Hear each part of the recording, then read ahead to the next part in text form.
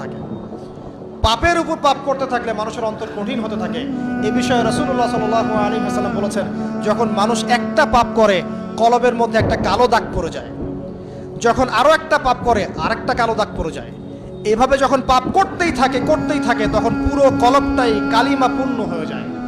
এই অবস্থায় যদি সে তওবা করে আল্লাহ পাক মাফ করে দিবেন। যদি এই অবস্থায় তার মৃত্যু হয়ে যায়, তার আত্মাটা থেকে দুর্গন্ধ বের হতে থাকে। কথা কি বুঝতে পারছেন?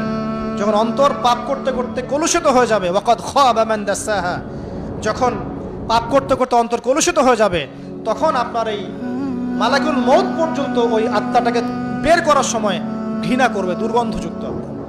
আল্লাহ পাক আমাদেরকে পাপ থেকে বাঁচিয়ে রাখুন। আমিন। এরকম কিছু কাজ আছে, বস্তুবাদিতা, শিরক, বেদাত, হারাম রিজিক, সারাদিন দুনিয়ার ফিকির নিয়ে থাকা, ঠিক আছে, অন্যের ক্ষতি করা, পাপ কন্টিনিউয়াসলি করতে থাকা এবং দিন ছেড়ে দেওয়া, দিনের এলেম ছেড়ে দেওয়া,